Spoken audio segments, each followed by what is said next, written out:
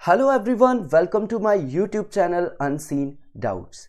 आज के इस वीडियो में हम एक प्ले डिस्कस करेंगे और इस प्ले का नाम है द होम कमिंग और ये प्ले लिखा है हैरोल्ड पिंटर ने। द होम कमिंग प्ले एक 2 एक्ट प्ले है जिसे 1964 में लिखा गया था और इसे लिखा था हैरोल्ड पिंटर ने। इसे फर्स्ट टाइम पब्लिश किया गया था 1965 में। इसका जॉनर ड्रामा है और इसे 1967 में टोनी अवार्ड मिला था फॉर द बेस्ट प्ले। आइए इस प्ले के कैरेक्टर्स के बारे में जानते हैं। तो इस प्ले में सबसे पहला कैरेक्टर है मैक्स। मैक्स की एज है 70 ईयर्स और ये इस फैमिली का, जिस फैमिली की हम इस प्ले में बात करेंगे, उस फैमिली का हेड है। फिर दूसरा कैरेक्टर हम बात करते हैं लैनी की। लैनी अपने अर्ली 30s में है। ये मैक्स का सेकंड नंबर का सन है और ये एक पिंप है। पिंप का मतलब होता है दलाल। ये प्रोस्टिट्यूट की दलाली करता है। फिर थर्ड कैरेक्टर है सैम। सैम की एज है 63 और ये मैक्स का भाई है और ये एक शोफर है, मतलब एक टैक्सी ड्राइवर है। फिर बात करते हैं जॉय की। जॉय अपने मिडल 20s में है और ये मैक्स का सबसे छोटा सन है और ये एक बॉक्सर बनना चाहता है और बॉक्सर बनने के लिए ट्रेनिंग भी ले रहा है। फिर बात करते हैं टैडी की। टैडी अपने मिडल 30s में है और ये मैक्स का सबसे बड़ा सन है और ये अमेरिका में रहता है और अमेरिका में ये एक प्रोफेसर है फिलॉसफी का। उसके बाद हम बात करते हैं रुथ की। रुथ इस पूरे प्ले में एक अकेली वुमन है और अगर हम कहें तो ये इस प्ले की प्रोटैगनिस्ट भी है और ये अपने अर्ली 30s में है और ये टैडी की वाइफ है। अगर इस प्ले की थीम की बात करें तो इस प्ले में जो मेन थीम है वो है पावर। जो मेल कम्युनिटी है वो अपनी पावर, अपनी डोमिनेंस एस्टैब्लिश करने की कोशिश करती है दूसरे पर्सन्स पर, और ये जो रुथ है ये अपनी पावर एस्टैब्लिश करने की कोशिश करती है। काफ़ी इंडिपेंडेंट लाइफ ये जीना चाहती है और रुथ काफ़ी सेक्सुअल डिज़ायर वाली लेडी है। तो कौन एट द एंड अपनी पावर को एस्टैब्लिश कर पाता है, ये मिस्ट्री हम रिवील करेंगे आफ्टर डिस्कसिंग द प्ले। तो चलिए दोस्तों, प्ले को डिस्कस करना शुरू करते हैं। Act first, scene first. इस प्ले की शुरुआत में लैनी न्यूज़पेपर पढ़ रहा होता है। मैक्स सीजर्स ढूंढता हुआ एंटर करता है पर लैनी उसे इग्नोर करता है। मैक्स अपनी लेट वाइफ जैसी, जी हाँ, जैसी के बारे में भी मैं आपको बता दूं, मैक्स की वाइफ का नाम जैसी था जिसकी अब डेथ हो चुकी है, जो कि अब जिंदा नहीं है। ये भी एक प्रोस्टिट्यूट थी और इसका एक फ्रेंड भी था जिसका नाम था मैक ग्रीगर, उसकी भी डेथ हो चुकी है।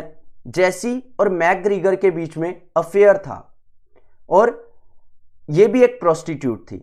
और जो मैक्स है वो अपनी वाइफ को याद कर रहा होता है, जैसी को, और लैनी मैक्स को चुप रहने के लिए कहता है। फिर उसके बाद सैम एंटर करता है जो कि मैक्स का भाई है, जिसकी एज क्या है 63, और सैम जो है वो अनमैरिड है, उसकी मैरिज नहीं हुई है अब तक। तो इस कारण से जो मैक्स है वो सैम की इंसल्ट करता है उसके अनमैरिड होने के लिए, कि वो मैरिज क्यों नहीं कर रहा है, और वो उसे होमोसेक्सुअल कह के भी बुलाता है। फिर उसके बाद जोए एंटर करता है। जोए, जैसा कि मैंने आपको बताया कि ये सबसे छोटा सन है मैक्स का और इसे बॉक्सिंग का शौक है, तो ये ट्रेनिंग भी ले रहा है। तो अब मैक्स जो है वो जोए की भी इंसल्ट करता है, उसको उसकी जिम की हैबिट के लिए क्रिटिसाइज करता है और उस पर एक टोंट मारता है। वो कहता है ना ही इसे अटैक करना आता है और ना ही इसे डिफेंड करना आता है। मैक्स सैम को घर से बाहर निकालने की धमकी भी देता है। जो उसका भाई है मैक्स का, सैम, उसे घर से बाहर निकालने की धमकी भी देता है। वो कहता है कि अगर वो यहाँ रहने का रेंट पे नहीं करेगा तो वो उसे घर से बाहर निकाल देगा, और यहीं पे ये पूरा सीन ब्लैकआउट हो जाता है। तो आपको इस सीन के बाद होपफुली ये पूरे कैरेक्टर्स समझ में आ गए होंगे कि मैक्स के 3 बेटे हैं और सैम जो है वो मैक्स का भाई है। मैक्स के 3 बेटों के नाम है टैडी, लैनी और जॉय। चलिए नेक्स्ट सीन पर बात करते हैं। Act first, scene second. इस सीन में मैक्स का बड़ा बेटा, जो मैक्स है उसका बड़ा बेटा टैडी, अमेरिका से लंदन अपनी वाइफ रुथ के साथ आता है। टैडी ने अपने घर पर बिना बताए रुथ से 6 साल पहले शादी कर ली थी और फिर वो दोनों अमेरिका चले गए थे। अब उनके 3 बच्चे भी हैं जो उनके साथ लंदन नहीं आए हैं, वो अमेरिका में ही हैं। टैडी अमेरिकन यूनिवर्सिटी में फिलोसफी का प्रोफेसर है और टैडी अपनी वाइफ रुथ को लंदन में अपनी फैमिली से मिलवाने लेकर आया। और जैसा कि मैंने आपको बताया कि रुथ एक सेक्सुअल डिजायर वाली लेडी है और ये पूरा प्ले जो है इस रुथ के अराउंड रिवॉल्व करता है और ये इस प्ले की प्रोटैगनिस्ट भी है। जब वो घर पहुंचते हैं तो सब सो रहे होते हैं क्योंकि उस टाइम पे रात के 12 बजे होते हैं। टैडी किसी को जगाना ठीक नहीं समझता, इवन की जो रुथ है वो बोलती है कि ऐसा क्यों, तुम्हें किसी ना किसी को जगाना चाहिए, लेकिन टैडी जो है वो ठीक नहीं समझता कि हम किसी को जगाएं। और टैडी जो है काफ़ी थक चुका होता है और वो कहता है चलो हम रूम में चलते हैं और आराम करते हैं। और टैडी ने जब अपने रूम की ट्राई की तो वो की उसमें लग गई और रूम भी वैसे का वैसे ही था। वो काफ़ी सरप्राइज था ये सब देख करके कि उसके रूम में कोई भी चेंज नहीं हुआ है। लेकिन जहाँ पे टैडी जो है वो अपने रूम में जाके आराम करना चाहता है, वही उसके ऑपोजिट जो रुथ है वो इंडिपेंडेंट रहना चाहती है, वो किसी के भी डोमिनेंस के अंदर नहीं रहना चाहती। तो वो कहती है, वो टैडी के प्रपोजल के अगेंस्ट कहती है नहीं, मुझे तो थोड़ी देर, अब तक मैं थकी नहीं हूं तो मैं थोड़ी देर बाहर वॉक करने के लिए जाना चाहती हूँ। और वो बाहर वॉक करने के लिए निकल जाती है और जो टैडी है वो अपने रूम में चला जाता है। और जब वॉक करके रुथ वापस आती है तो उसकी मुलाकात होती है टैडी के भाई से जिसका नाम है लैनी। लैनी रुथ से उसका इंट्रोडक्शन पूछता है और रुथ से बताती है कि वो उसके भाई टैडी की वाइफ है। लेकिन ये बताने पर कि वो उसके भाई टैडी की वाइफ है, लैनी इस बात पर कुछ ज़्यादा इंटरेस्ट नहीं लेता, उस पर कोई ज़्यादा अटेंशन पे नहीं करता। वो रुथ को एक प्रोस्टिट्यूट को मारने की कहानी बताना शुरू करता है और एक बूढ़ी औरत को पीटने की कहानी भी सुनाता है। वो थोड़ा सा सेक्सुअल एनवायरनमेंट क्रिएट करता है वहाँ पे और शायद उसने ये कहानियाँ जो है अपनी पावर शो करने के लिए रुथ को डराने के लिए भी सुनाई हो। और रुथ अपनी सेक्सुअल पावर से लैनी को डराती है और उसके बाद में रुथ अपने रूम में चली जाती है और ये सीन यहीं पे ख़त्म हो जाता है। अब बात करते हैं एक्ट फर्स्ट सीन थर्ड की। अब ये जो सीन है ये सुबह के 6:30 बजे शुरू होता है, ब्रेकफास्ट के टाइम पे, जब मैक्स टैडी और रुथ से मिलता है। और वो रुथ को वहाँ बैठे हुए देख करके वो समझता है कि शायद रुथ एक प्रोस्टिट्यूट है जिसे टैडी ने अपने साथ में रखा हुआ है और वो गुस्सा करना शुरू कर देता है, वो उसे उल्टा सीधा बोलना शुरू कर देता है। लेकिन वहीं पे फिर टैडी उसको बताता है कि नहीं, ये प्रोस्टिट्यूट नहीं है, ये मेरी वाइफ है और इससे उसके 3 बच्चे भी हैं। तो ये बात सुनने के बाद जो मैक्स है वो खुश हो जाता है और रुथ को ब्लेसिंग्स देता है और टैडी को गले लगाता है। अब बात करते हैं एक्ट सेकंड सीन फर्स्ट की। उसी दिन की बात है जिसमें पहले सीन में बात की गई थी। डिनर के बाद रुथ सबको कॉफ़ी सर्व करती है और सारे मैन सिगार स्मोक करते हैं। मैक्स रुथ को प्रेज करता है और अपनी वाइफ को याद करता है, अपनी वाइफ जैसी को कंपेयर करता है रुथ से। तभी मैक्स सैम को फिर से क्रिटिसाइज करता है उसके अनमैरिड होने के लिए और टैडी को उसकी मैरिज के लिए ब्लेसिंग्स देता है और सैम वहां से चला जाता है। लैनी टैडी को फिलोसॉफिकल क्वेश्चंस करता है और रुथ यहाँ पे थोड़ी सेक्सुअली सजेस्टिव हो जाती है, थोड़ी सी सेक्सुअल बातें करने लगती है। जैसा कि आपको बताया इसमें बहुत ज़्यादा सेक्सुअल डिज़ायर है, तो ये वहाँ पे थोड़ा ऐसा एनवायरनमेंट बना देती है, थोड़ा सेक्सुअल एनवायरनमेंट वहाँ पे क्रिएट कर देती है। टैडी रुथ को सजेस्ट करता है कि हमें अमेरिका वापस चले जाना चाहिए।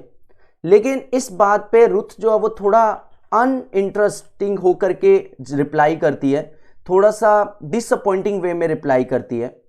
और टैडी जो है वो पैकिंग करने के लिए अपस्टेयर चला जाता है और तभी लैनी एंटर करता है और वो रुथ से थोड़ा वेदर के बारे में डिस्कस करता है कि हाँ वेदर कैसा है। और उन्हीं बातों के अंदर जो रुथ है वो लैनी को अपनी प्रीवियस लाइफ के बारे में बताती है। वो बताती है कि अमेरिका जाने से पहले वो एक मॉडल फॉर द बॉडी थी, मतलब वो अपनी बॉडी को डेमोन्स्ट्रेट किया करती थी, वो मॉडलिंग किया करती थी। और उसी टाइम पे लैनी और रुथ जो हैं वो डांस करना शुरू कर देते हैं और इसी बीच रुथ और लैनी एक दूसरे को किस भी करते हैं। फिर मैक्स और जोए भी वहाँ पे आ जाते हैं और जोए ये सब देख करके वो भी बहुत ज़्यादा एक्साइटेड हो जाता है और वो रुथ को अपनी तरफ खींचकर उसे काउच पर लेटाकर उसे किस करने लगता है। फिर उसके बाद मैक्स जो है वो टैडी से बात करता है, वो टैडी को कहता है कि रुथ की प्रेज करता है और रुथ जो है वो बहुत सारी डिमांड्स रखती है। वो बहुत सारी डिमांड्स रखती है कि मुझे फूड चाहिए, मुझे ये चाहिए। तो अब ये जो लैनी और जोए है ये भाग भाग के रुथ की डिमांड को पूरा करते हैं और टेडी को ये सब पसंद नहीं आता। रुथ अपनी फैमिली से पूछती है कि क्या उन्होंने टेडी के क्रिटिकल वर्क्स को पढ़ा है। तो टेडी यहाँ पे थोड़ा इरिटेटिंग होकर के इरिटेटिंग वे के अंदर कहता है कि वो ये सब नहीं समझेंगे। फिर उसके बाद में स्टार्टिंग होती है एक्ट सेकंड की, सीन सेकंड की। इस सीन में टेडी जो है वो सूटकेस पैक करके अपने साइड में रख के बैठा होता है। सैम उससे कहता है कि वो अपनी मदर का फेवरेट हुआ करता था। फिर लैनी एंटर करता है और सैम वहां से चला जाता है। लैनी टेडी को उसके सैंडविच चुराने के लिए एक्यूज करता है और टेडी कहता है हाँ मैंने चुराए थे। फिर जोए एंटर करता है और वो इससे पहले जो जोए है वो 2 घंटे से रुथ के साथ उसके कमरे में था, मतलब अपने कमरे में था। और तभी मैक्स और सैम भी आते हैं और मैक्स टेडी से कहने लगता है कि अच्छा होगा अगर तुम रुथ को हमारे साथ ही छोड़ दो। टेडी कहता है कि रुथ को अपने बच्चों के पास होना चाहिए, मैं आपके पास कैसे छोड़ दूं। लेकिन लैनी फिर कहता है कि हमारी फाइनेंशियल हालत अच्छी नहीं है, तो रुथ हमारे लिए प्रोस्टिट्यूट का काम कर सकती है, हमें फाइनेंशियली सपोर्ट कर सकती है। फिर मैक्स, जोए और लैनी तीनों इस बात पर एग्री करते हैं, लेकिन सैम इस सब के अंदर इन्वॉल्व नहीं होता क्योंकि वो नहीं चाहता था कि रुथ यहाँ पे रुके। इवन दो कि मैक्स को भी सब दिखाई दे रहा था कि क्या चल रहा है एक्चुअली, लेकिन उसके बावजूद भी मैक्स ने रुथ को यहाँ पर रोकने की बात करी। लेकिन सैम उन सब से अलग था। सैम की कुछ ऐसी डिजायर नहीं थी और ना ही उसने कभी रुथ को ऐसी नज़र से देखा था एज अपनी डिजायर को पूरा करने की नज़र से देखा था।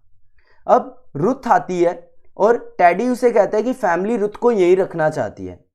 रुथ भी खुशी से हाँ कर देती है कि हाँ वो यहीं पर रुक जाएगी, उसे कोई दिक्कत नहीं है।